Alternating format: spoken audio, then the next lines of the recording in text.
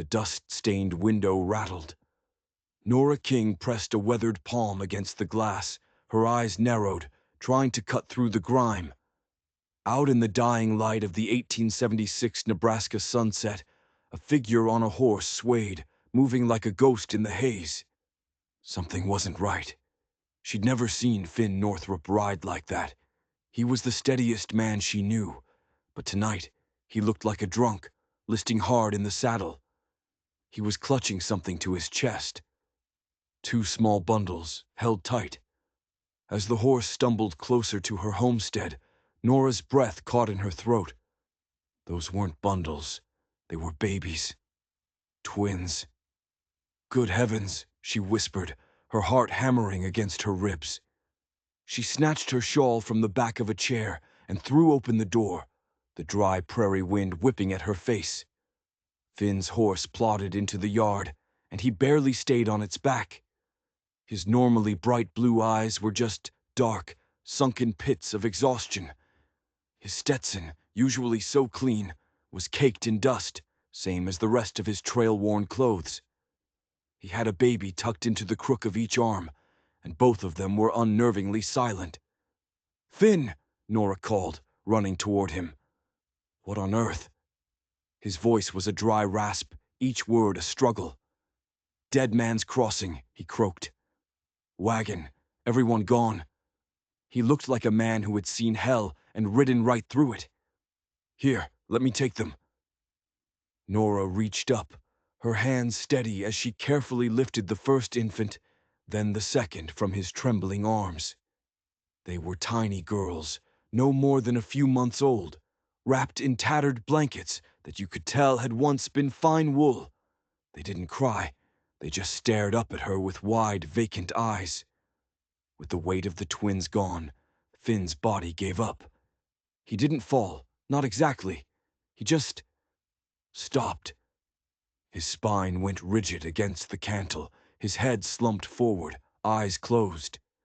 It was as if he'd been turned to stone right there in the saddle. "Finn?" Nora's voice was sharp with alarm.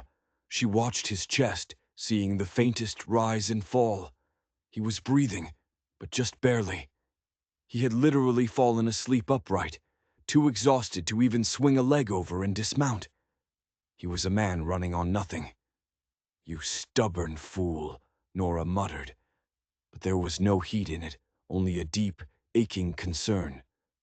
She looked from the two tiny faces in her arms to the unconscious cowboy on his horse. "What am I supposed to do with all three of you?" She'd known Finn for almost a year, ever since her brother had hired him on after her husband, Thomas, had been killed. He was a good man, quiet, capable, honest. He wasn't the kind of man to just show up with a mystery. Whatever had happened out on that trail, it was bad. It was the kind of bad that changes a man forever. The sun was gone now, and the prairie night was closing in, cold and vast. She couldn't just stand there. "Mr. Barton!" she yelled toward the small bunkhouse where her old ranch hand lived. "I need your help." The weathered door creaked open, and the old man emerged. He took one look at the scene, the sleeping cowboy, the widow with two babies, and hurried over, his face a mask of questions. Together, they managed to wrestle Finn from the saddle. He was dead weight, mumbling half-formed words as they dragged him inside. "Ambush. Had to save them. Still out there." He collapsed onto Nora's sofa and was gone again, lost to the world. With Finn settled, Nora turned her full attention to the infants. Twin girls with the same wisps of blonde hair, the same rosy cheeks.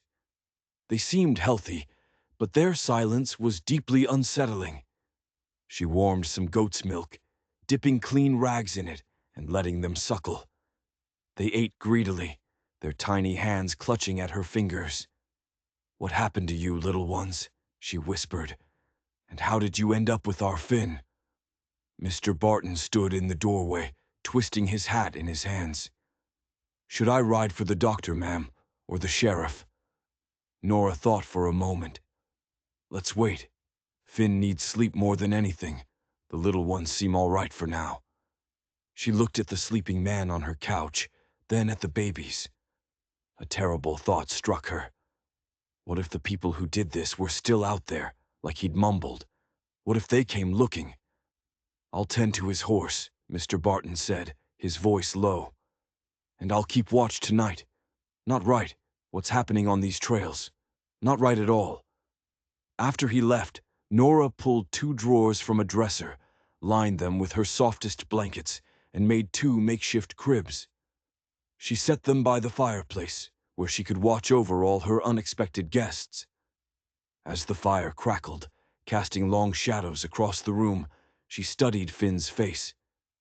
Even in sleep, his brow was furrowed with worry. He was only 30, 5 years younger than her, but he had the eyes of an old soul. Since her husband's death, Finn had been a rock, respectful, always keeping his distance, but always there. He was indispensable. She'd noticed the way his rare smile could light up his whole face, the kindness he showed the animals. She'd noticed, and then she'd buried those feelings deep, sure that part of her had died with Thomas. But watching him now, a broken man who had ridden through hell to save 2 innocent lives, something stirred. A feeling she thought was long dead. She pushed it away. This was about the babies. It had to be. But as she sat her lonely vigil, a single terrifying question echoed in the silent house. He said they were still out there. Who was he talking about? Morning broke, and Finn was still dead to the world. The twins, however, were not. They fussed and cried, their voices finally finding purchase in this strange new world. Nora had just finished feeding them when Finn's eyes shot open. "The babies," he gasped, trying to sit up. "They're fine, Finn. They're right here," Nora said softly, nodding to the dresser drawers where the twins were now cooing. "But you have a powerful lot of explaining to do." Relief washed over his face, so profound it seemed to drain the last of his strength. He sank back. "How long was I out?" "All night. Almost 12 hours. She handed him a mug of strong coffee. "Now talk." His hands trembled as he took the mug. "I was riding back from your brother's place in Cottonwood. Took the shortcut through Dead Man's Crossing." He paused, his jaw tightening so hard a muscle jumped in his cheek. "Found a wagon, torn to pieces. A family heading west. Mother, father, an older woman, a boy maybe 10 years old." His voice dropped to a whisper. "All of them, gone." Nora's hand flew to her mouth. "Indians?" Finn shook his head, a grim final motion. "Outlaws.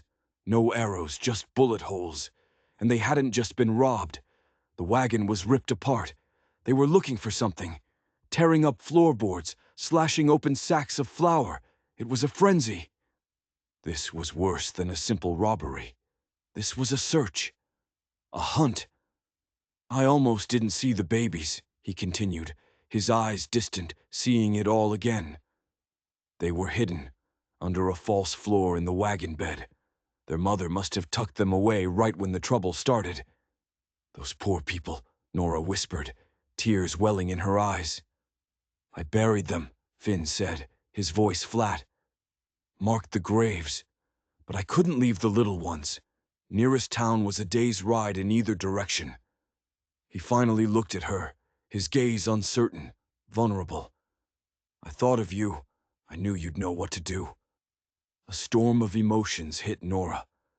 Grief for the murdered family, white-hot rage at the killers, and a strange, warm feeling that in his darkest hour, Finn Northrup had thought of her. "You did the right thing," she said, her voice thick. "But we have to get the sheriff." Finn nodded, but his eyes were glued to the twins. They were so quiet the whole ride, like they knew to stay hidden. He looked back at Nora. "What happens to them now?" "If no family claims them," she said, the words tasting like ash. "An orphanage, I suppose." Finn's face hardened. "They might separate them. Take one, but not the other." "Separate them?" Nora looked at the two identical faces, sleeping so peacefully. That would be a cruelty beyond measure. It would, Finn agreed. And in that moment, an unspoken promise passed between them. It was a dangerous promise, one they had no right to make. But looking at those babies, they knew they would do anything before they let that happen. Anything. Within the hour, Sheriff Tom Bradley was there, his face a grim landscape of dust and worry as he listened to Finn's story.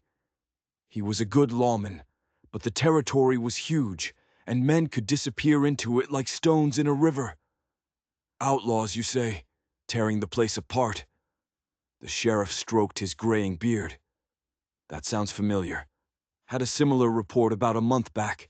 A prospector found the same way. Robbed, but his camp was destroyed, like they were looking for a needle in a haystack. This wasn't random. It was a pattern. I'll send wires, the sheriff promised. See if this family has kin. But don't get your hopes up. Folks moving west are often leaving everything behind. He looked at the babies. What about them in the meantime? We'll keep them, Finn said, his voice leaving no room for argument. He glanced at Nora, a flicker of apology in his eyes. If Mrs. King is agreeable.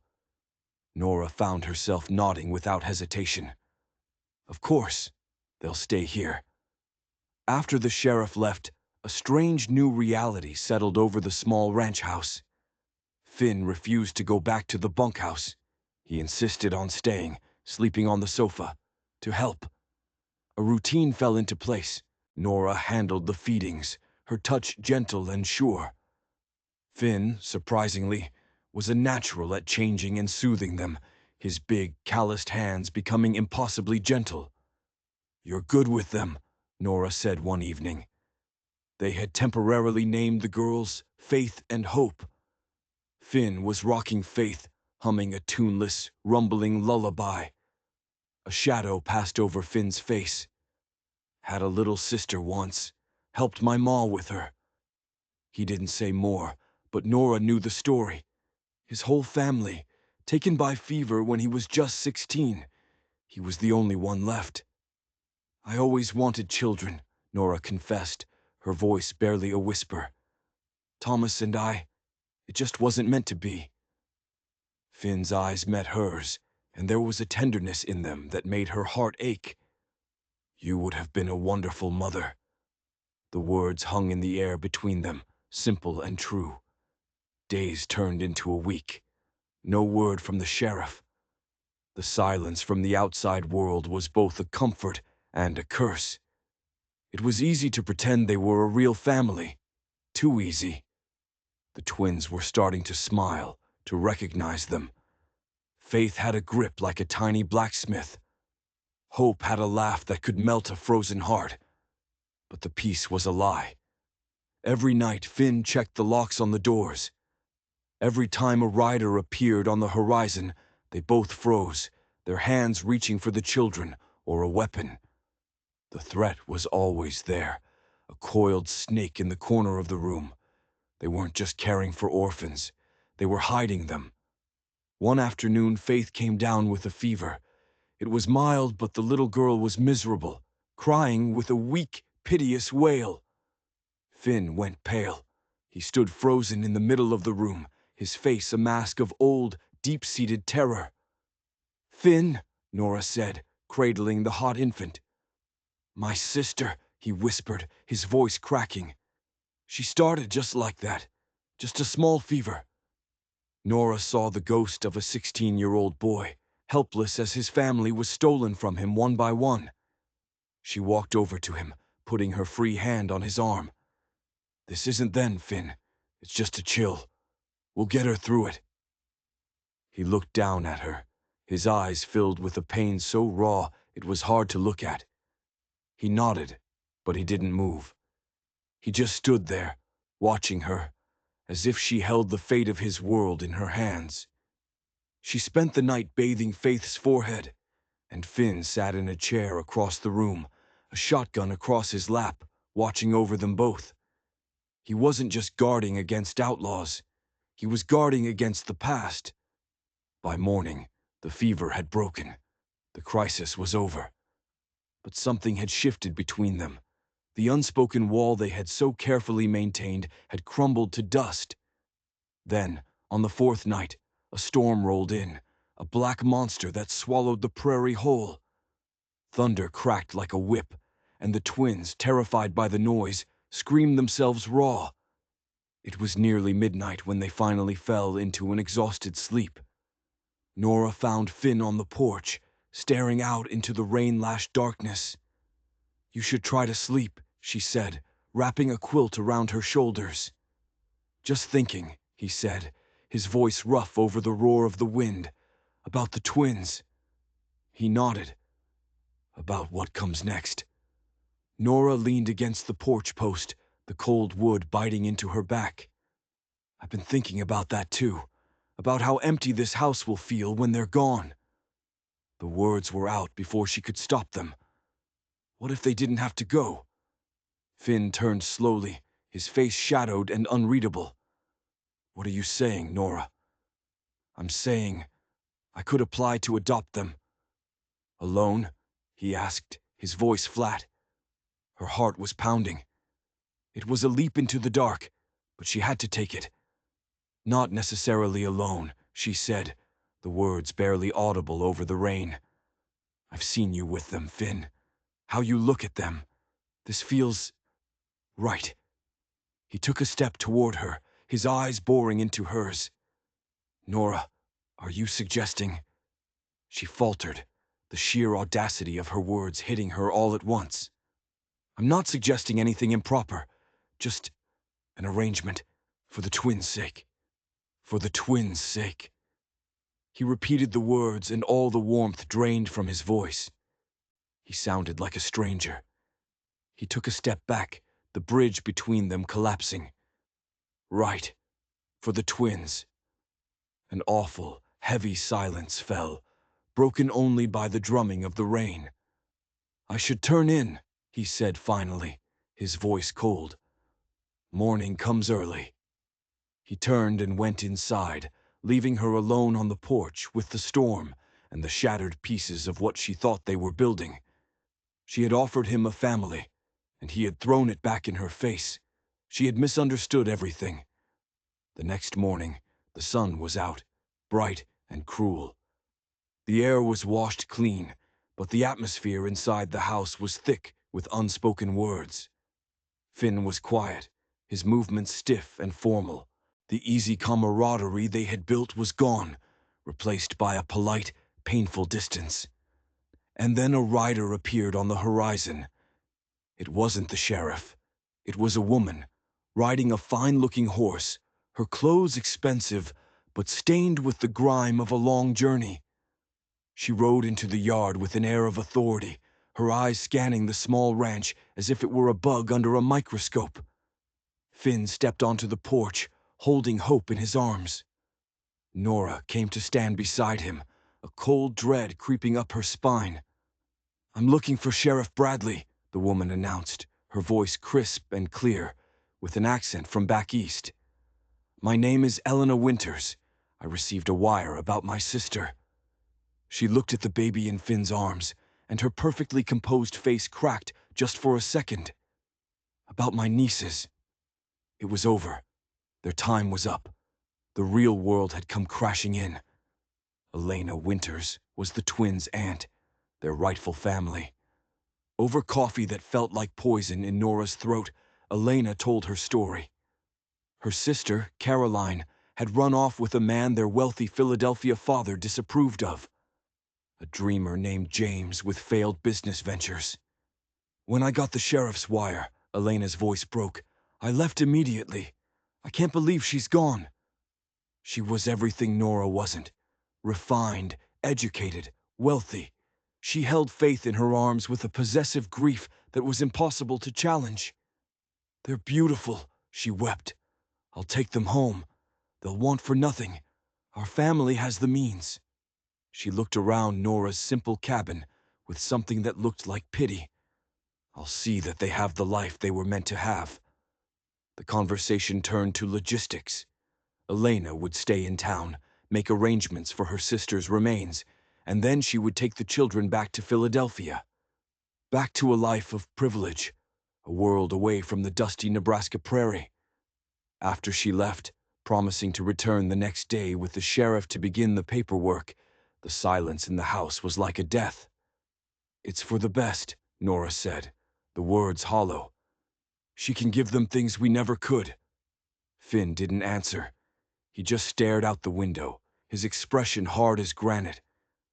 "Need to check the north pasture fence," he muttered. He grabbed his hat and walked out the door without another look back. He didn't come back for supper. Nora fed and bathed the twins alone, her hands moving mechanically, her mind a numb haze of pain. This was her last night with them. Every gurgle, every smile, was a fresh twist of the knife.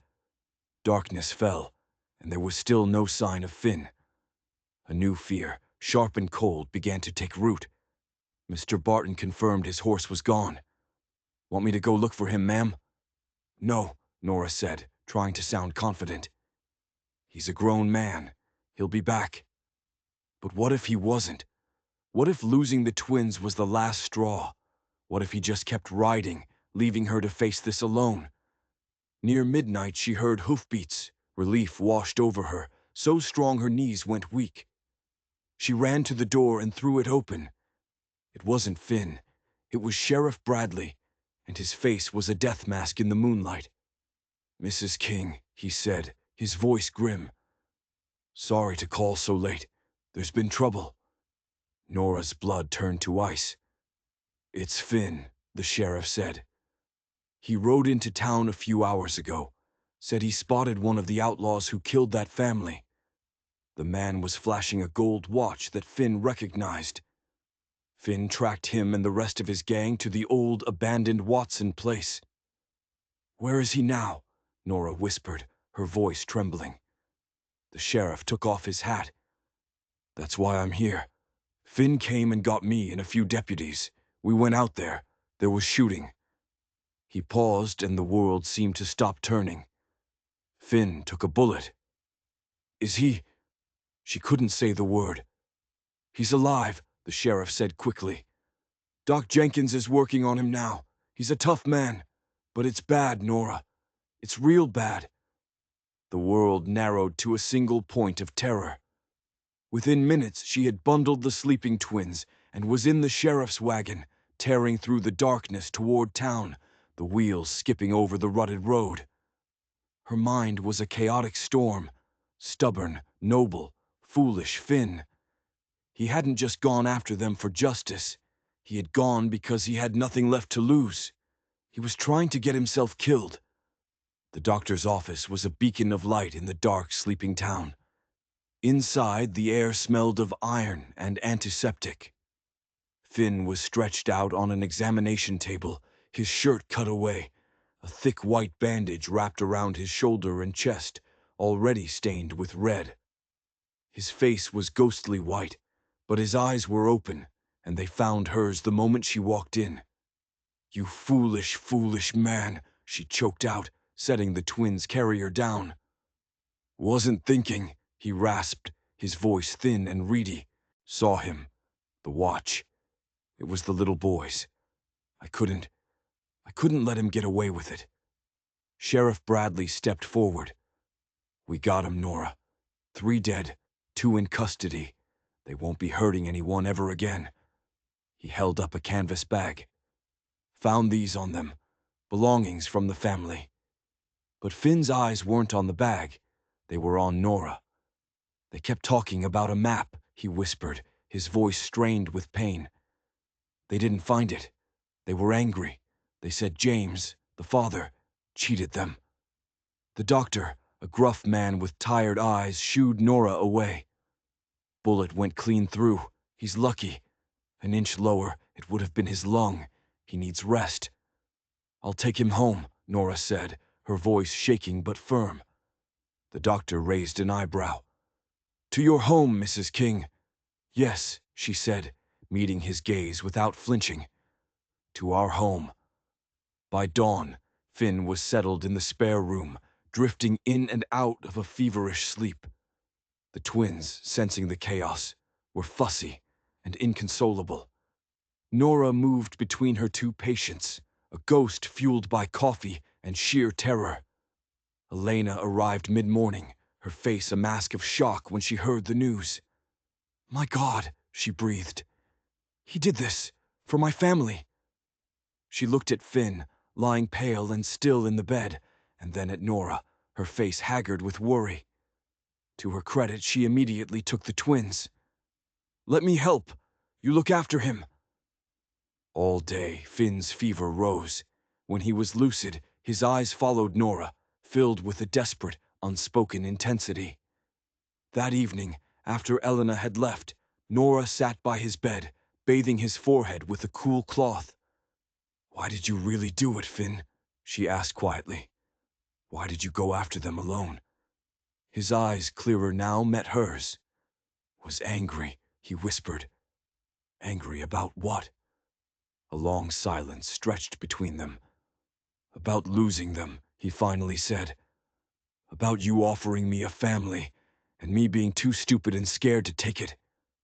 Nora's hand stilled. "I thought you didn't want it. You said for the twins' sake, like it was a chore." Understanding dawned in his fever-bright eyes. "Nora, I thought that was the only reason you'd have me. A marriage of convenience, to keep the girls. I never imagined—" "Oh, Finn," she breathed, tears streaming down her face. "It was never just for the twins." She leaned down, her lips brushing his hot, dry ones. "It was for me." His good hand came up, weakly touching her cheek. "Nora." Before he could say more, a cry came from the other room. The moment was broken, but it wasn't lost. Something had been said that could never be unsaid. Hope, fragile but fierce, had taken root in the broken soil of their lives. But the next morning brought a fresh hell. Sheriff Bradley arrived, and he wasn't alone. He had one of the captured outlaws with him, a man with a snake's eyes and a blood-crusted bandage on his head. "Nora, I need to search the things you have from that wagon," the sheriff said, his voice grave. "All of it. The blankets, anything." "What's this about?" Nora demanded. "This one's been singing," the sheriff said, jerking a thumb at the outlaw. "He says James, the father, wasn't just a failed businessman. He was a gambler. He won something big in a card game back east, something that belonged to their boss." The outlaw spat on the floor. "He won a deed, a map to a silver strike in Nevada, worth millions. We weren't there to rob him. We were there to get our property back, and we'll get it, one way or another." His eyes glinted with menace. "It wasn't on him. It wasn't in the wagon, which means it must be with the babies." Suddenly the world tilted on its axis. The blankets, the tattered old blankets the twins had been wrapped in. They weren't just blankets. They were a target. The killers weren't gone. Their boss was still out there. And he would be looking for his map. The twins weren't just orphans. They were marked. A frantic search began. The sheriff, Nora, and even Mr. Barton turned the small cabin upside down. They examined every inch of the blankets Finn had brought back, feeling for any hidden pocket, any secret seam. Nothing. They checked the few meager possessions of the family that the sheriff had recovered. Still nothing. Elena arrived in the middle of the chaos, her face pale with fear when she heard the news. "A map! A silver mine!" She sank into a chair, her composure finally shattering. "James, you fool!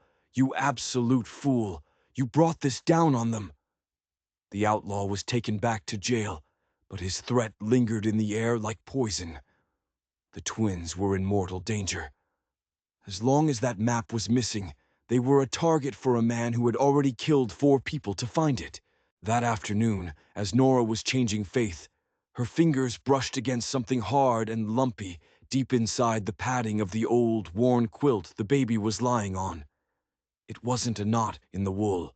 It was something deliberate. Her heart pounding, she found a loose thread and pulled. A small section of the seam came apart. She reached inside. Her fingers closed around a piece of oilskin, folded small and tight.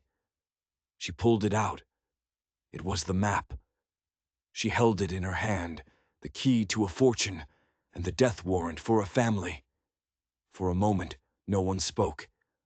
The sheriff stared at it. Elena stared at it. Finn, who had slowly made his way from the bedroom, leaning heavily on the doorframe, stared at it. "Well," the sheriff said, breaking the silence, "that complicates things." Elena was the first to find her voice. "Give it to me," she said, her voice trembling but firm. "It's my family's. It belongs to the girls." "If you take that map, Elena," Finn said, his voice low and steady, "you'll be painting a target on their backs for the rest of their lives. A man who kills for a piece of paper won't stop just because it's in a Philadelphia mansion." Elena looked from the map to her nieces, gurgling happily in their makeshift crib, oblivious to the storm raging around them. She looked at Nora, who stood pale but resolute. And she looked at Finn, a man who had nearly died for children who were not his. She saw the love in this small, dusty cabin. A fierce, protective love she had never known in her father's cold, grand house. She saw a future for the girls, not of wealth and privilege, but of something far more valuable. Safety. Family. Slowly, she shook her head. "No," she whispered. "It doesn't belong to them. It's a curse." She looked at Nora, and then at Finn. "They belong here, with you. I see that now."